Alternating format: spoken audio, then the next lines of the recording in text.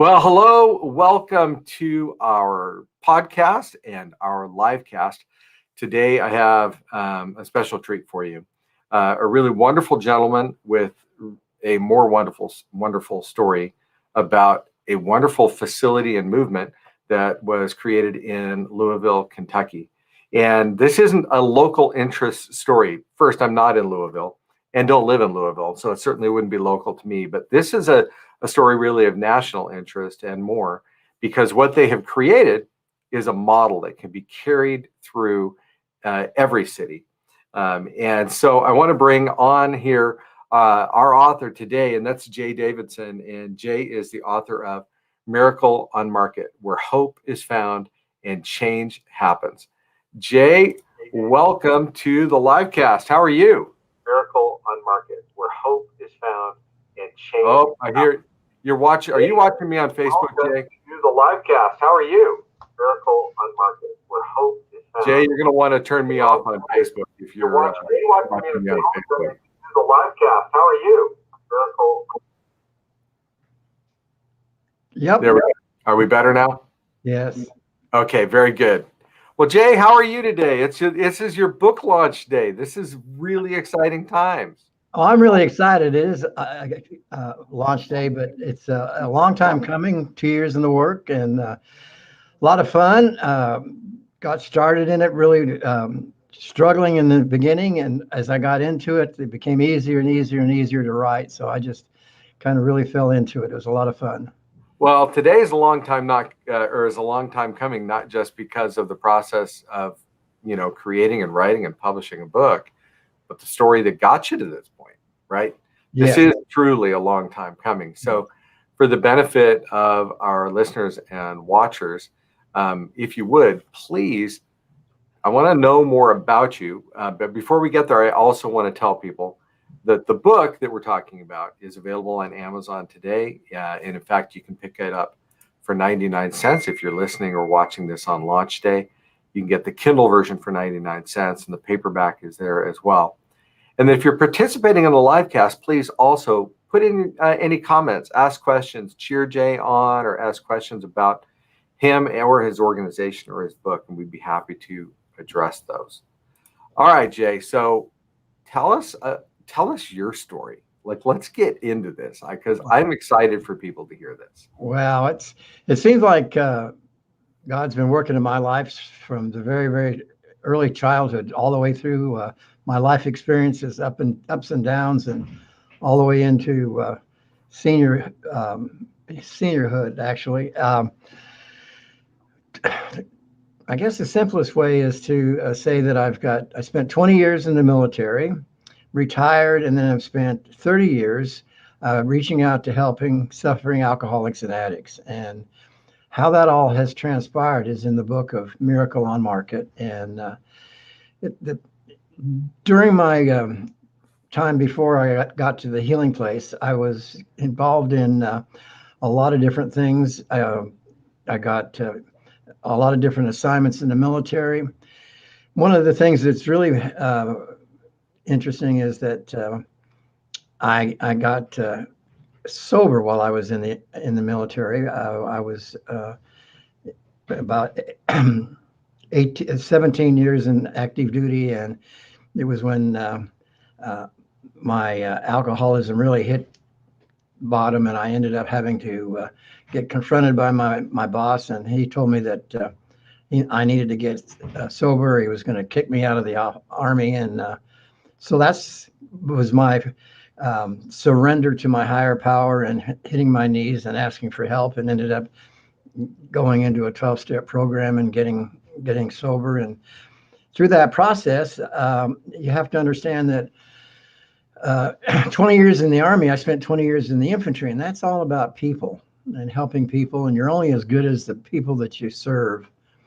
And so I was always committed to helping serve others. And then shortly after retirement, I ended up as a military advisor in Saudi Arabia, and helping the Saudis there do work on their military operations plans. And during that time, got involved in the underground Christian church there in Saudi, and that was my time in the desert with my higher power. And that's when I really got committed to reaching out and helping other people as well. And when I came back from Saudi Arabia, looking for a job, I really found out I was overqualified for most jobs that were available. So I decided to go back to school and get my degree in social work, and got a master's in social work. Hadn't graduated from the Kent School at U of L, and after graduation, I needed to pay tuition.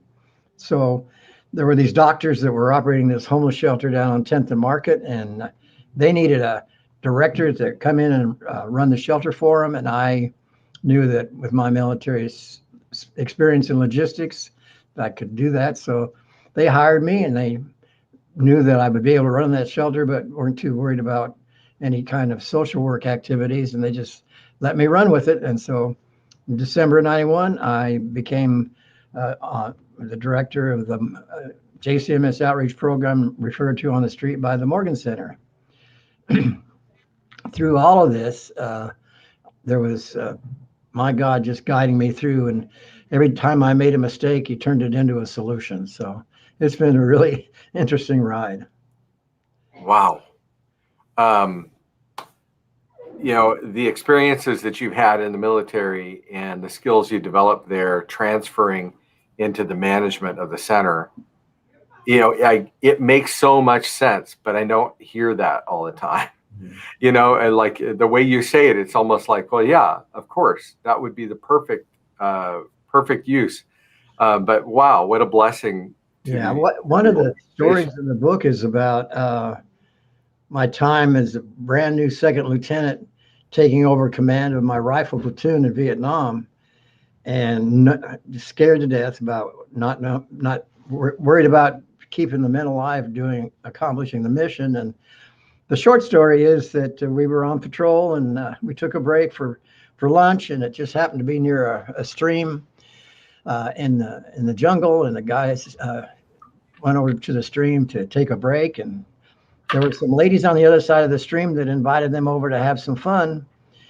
And I thought that was a very bad idea. So I said no, packed everybody up, and we moved out. Well, it turns out later that evening, the 4 squad leaders came to me and said, we think you really care about us and keeping us alive. So if you'll listen to us, we'll train you and teach you how to keep us alive while accomplishing the mission. So I said, I would be glad to learn. So that's one of the main points I've learned about. Let people teach me what I need to know. I think that's powerful, because what you're saying is, in this case, your subordinates, you gave your subordinates permission to train you in what they knew to make you a better leader of them. Right. That's powerful. That's powerful. Does that continue? Do you continue to give your subordinates the authority to train you? Absolutely. That's the only way to do it. Surround myself with smarter people, more capable people than me. And actually, and the other part of it is walking into the Morgan Center in December 19th, 1991, I knew nothing about homelessness. I knew nothing about welfare, except that I knew that my soldiers had to get food stamps because we weren't paying them enough to put food on their table. But that was about it. And that's when I learned that, since I didn't know anything about what I was walking into, I let all the men in the shelter teach me what they needed, what they wanted, how they wanted to be treated.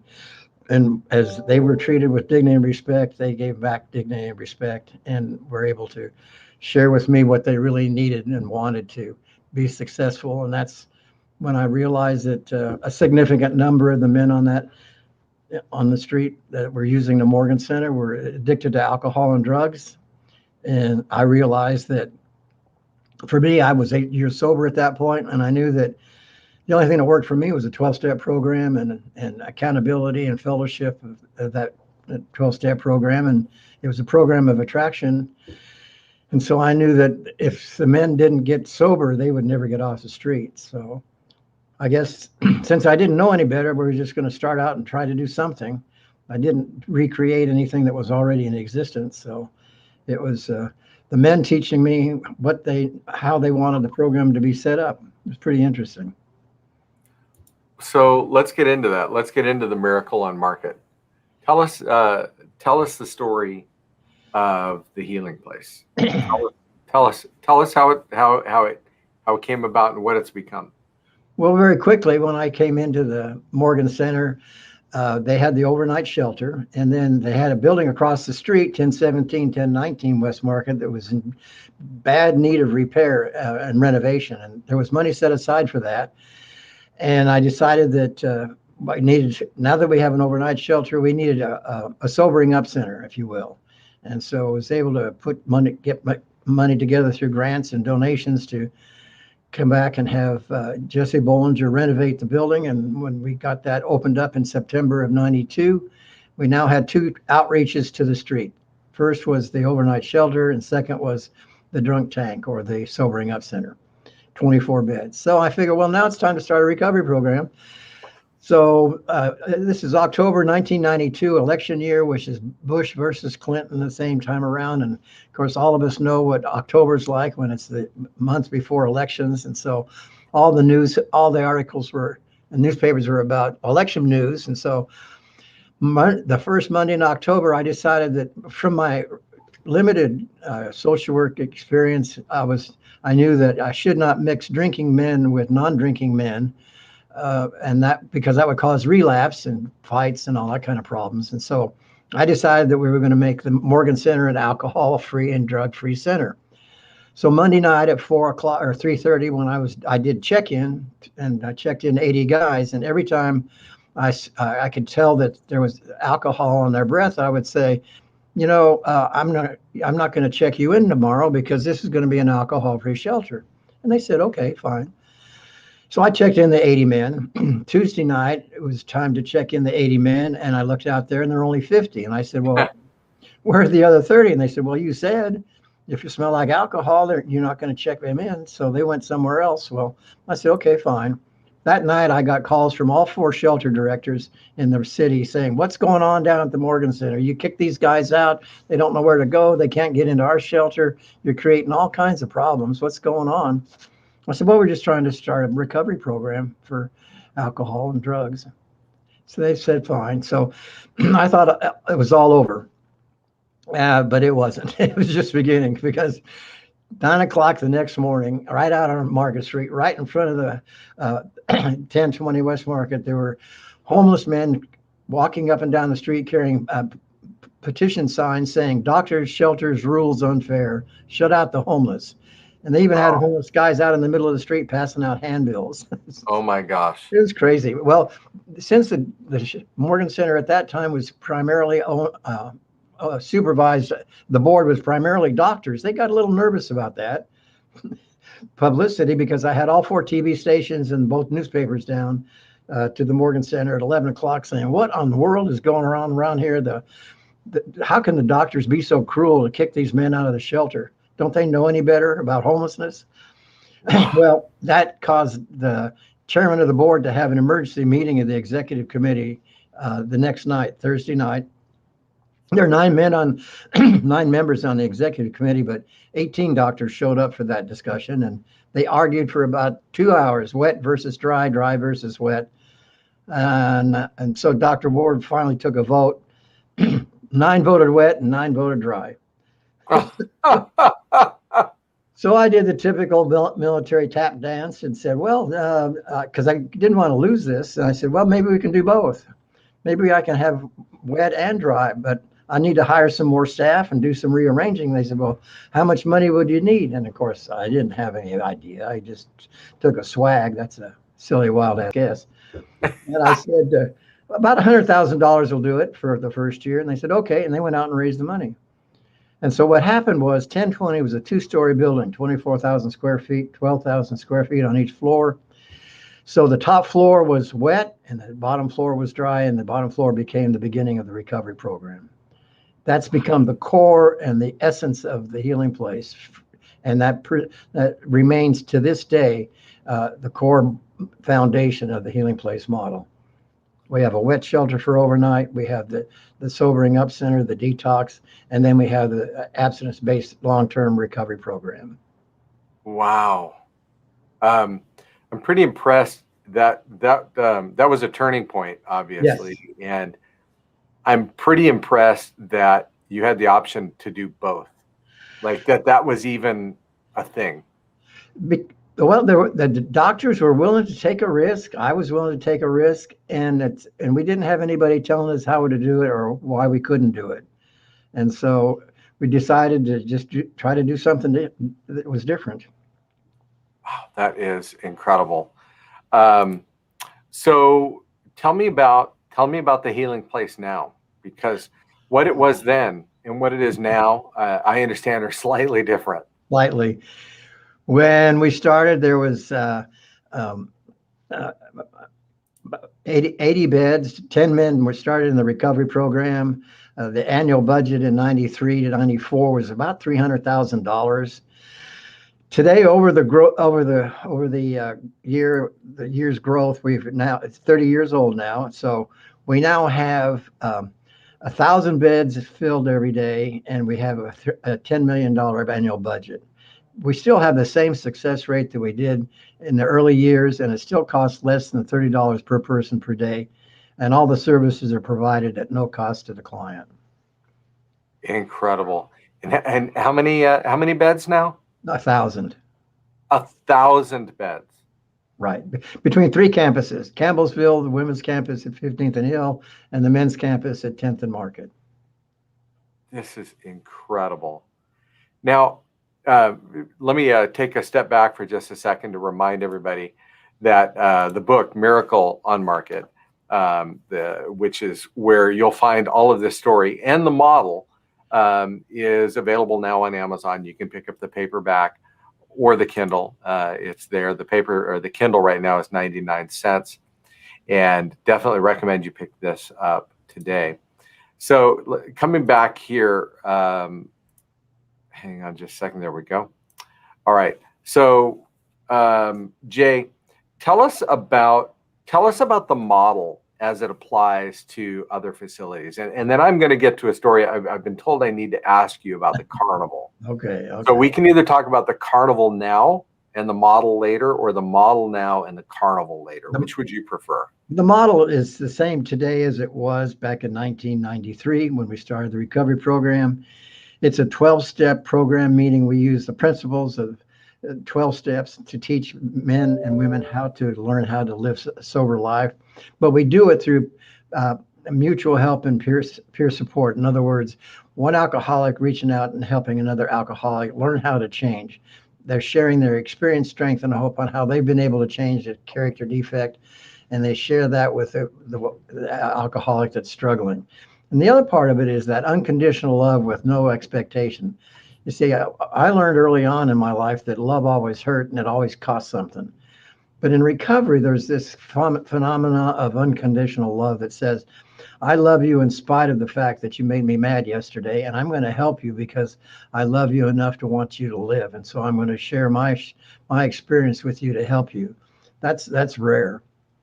The other one is the accountability.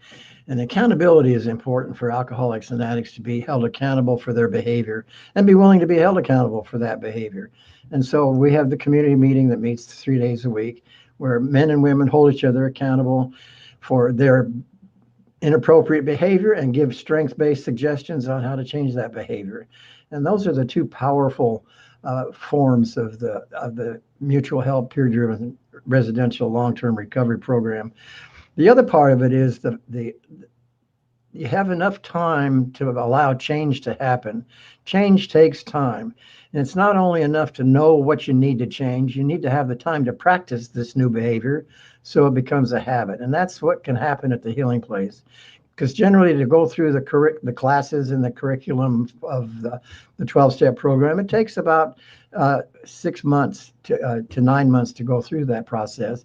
And so you have plenty of time to be held accountable and learn how to change your behaviors and then practice those new behaviors to give you a successful transition into recovery back into the community.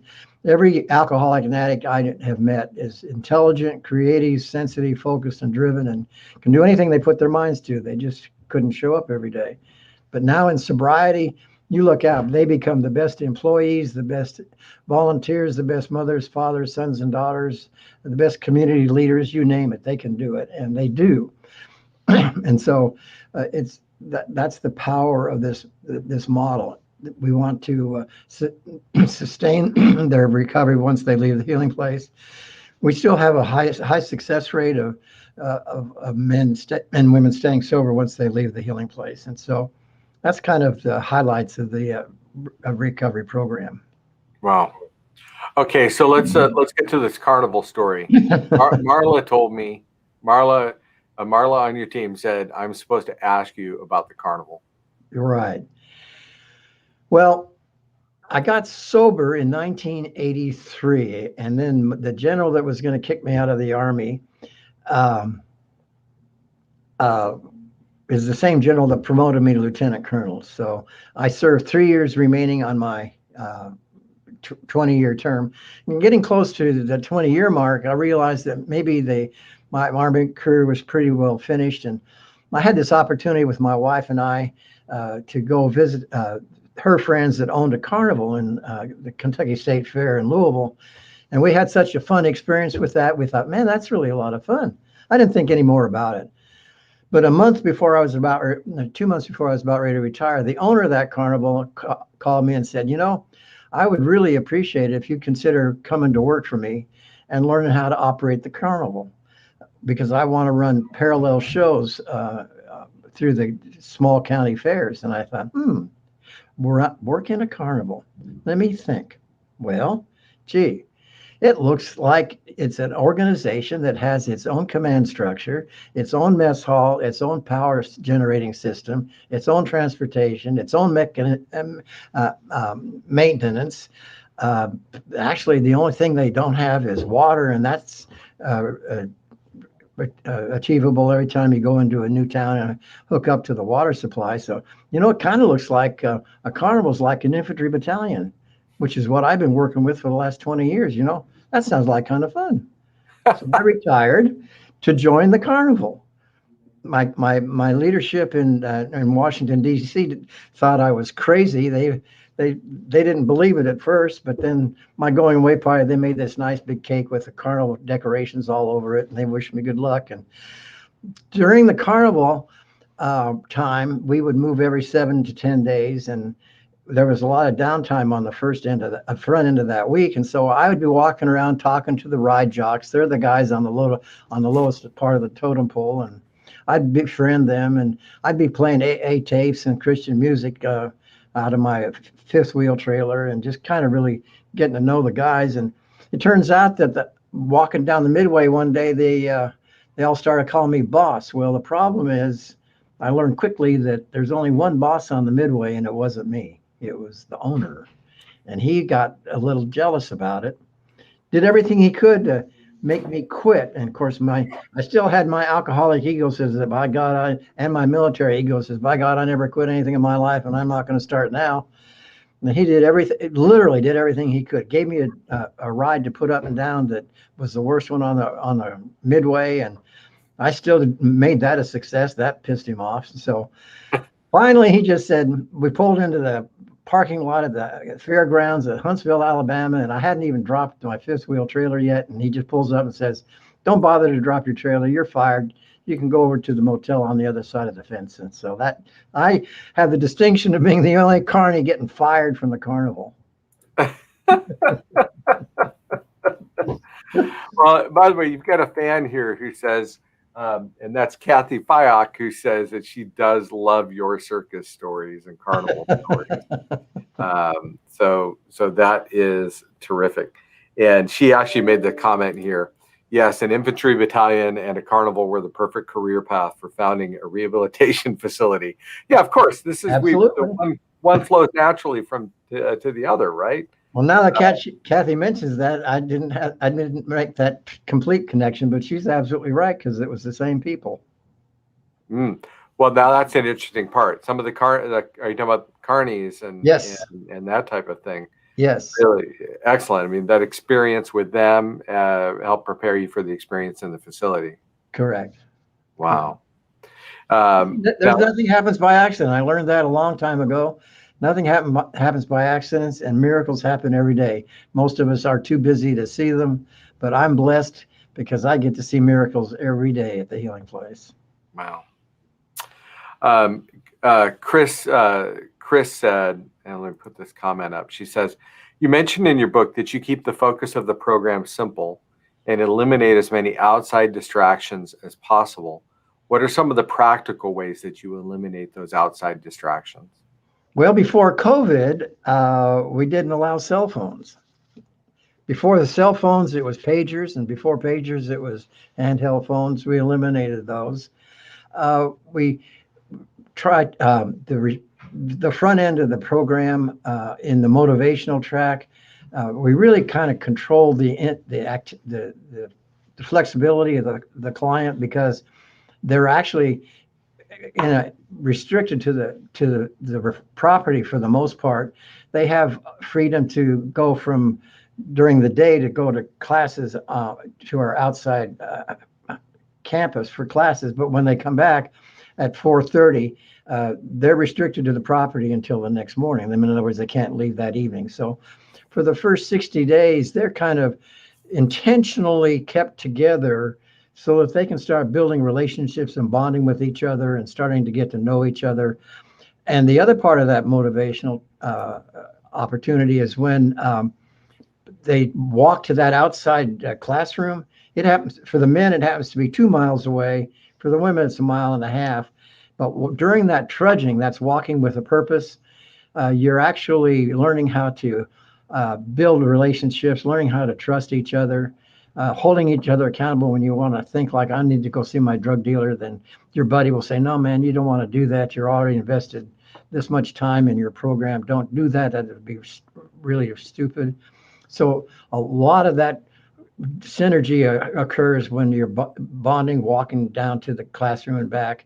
And then that continues on when you come back to the campus and you're all in the same general area for spending the evening. And again, you continue the discussions of what happened in class today that you disagreed with the instructor because he doesn't know what he's talking about. He doesn't know me as an addict or an alcoholic. And that's typical of someone in early recovery that feels like they're unique. And so there's lots of opportunities, and that restriction to the property for that 60 days really helps them stay focused and focused on really, as I say, stop the world. It gives me time to think about what's going on and how I need to change. And the more we can get the alcoholic and addict to realize that they are self-sufficient and can make it on their own and not relying on mom or dad or other family members or other supports, and really that they need to learn how that they are capable of being independent. And during that 60 days, they start learning that. All right. This is really incredible. Thank you for sharing these stories. And excited also about just the word getting out about Miracle on Market, and really to help carry what you guys have done in Louisville to other cities across the nation and other countries as well. The homelessness and addiction are problems that are not going away anytime soon, I'm afraid. Yeah, I was in Germany and in Russia twice, and alcoholics are the same around the world. They're even in Saudi Arabia, even though alcohol is banned in Saudi Arabia. Yeah, and that's got to be a really scary place to be. I mean, it's just a scary place to be an alcoholic anywhere, but scary, got to be really terrifying there. Well, Jay, we want to thank you here at Ignite Press for trusting us with your content and your message. It has been an absolute joy for us to work with you and with your team. I still go back to the very first conversation we had. Kathy Fayok, who, by the way, is a phenomenal book coach, and I would recommend anybody talk with Kathy about writing a book. When Kathy first introduced us, I was like, "Oh my gosh, this guy's amazing! This would be so great!" And I just hope I get the honor of working with him. And then here we are, and it's really been a terrific journey. So Jay, any last thoughts before we sign off here? And and wrap up our live cast? Well, and the last thing I want to say is that initially I thought I was going to write this book to reach out to alcoholics and addicts, but as I got into it, I realized that that was not really the motivation for the book. The book was written, one, to preserve the model, to make sure that in perpetuity it would exist, because I really believe it's a sustainable model. But more importantly, it's written so that families out there struggling with someone who's dealing with an addict or alcoholic in their family can get some insight into the challenges and the frustrations that alcoholic or addict's going through, and that there is hope for recovery for every alcoholic and addict. And in a larger sense, it's a book to the community to talk about what recovery looks like and why recovery is so strongly supportive of community, because of men and women going into recovery back into the community. And so I wanted to, because the community at large knows what addiction looks like. They see it on the news and TV all the time, but it's difficult for them to recognize recovery. And so I kind of wanted to make sure that the business world out there knows that recovery can happen, and it does work. Thank you so much. And thanks just for the work that you've done for these, not just in the military service, which is impressive enough, but the time that you have spent working with the addicted, working with the homeless, working with those people who need the assistance. And we're just grateful for it. And I'm glad you highlighted really who the book is for, because I also remember back to our first conversation where we talked about that. Who is this for? And you said, you know what? It's for the alumni of the organization. It is for families who are who are dealing with these issues. Right. It is for other community leaders, and for philanthropists, for those people who would look at this and go, gosh, we need to emulate this model, or we need to create something like this. And those are every one of those is powerful, and I'm just grateful that you've put this together. So everybody, if you would, make sure to pick up your copy of Miracle on Market, available on Amazon, 99-cent Kindle special going on now. Paperback is also available, and make that happen. So Jay, thank you again for coming on the live cast. You've done amazing things, and keep it up. This is not over yet. Well, thank you, Everett, and thank you for Ignite Press. You've been wonderful to work with and great support. Thank you, and you've been an absolute joy. All right, well, let's sign this thing off. Again, Everett O'Keefe here from Ignite Press. Thanks for joining us. If we can ever help you get your message out to the world and help you create and publish and launch a book and even become a best-selling author, we are here for you. And you can always find us through our website at ignitepress.us. That's ignitepress.us. All right, take care and God bless.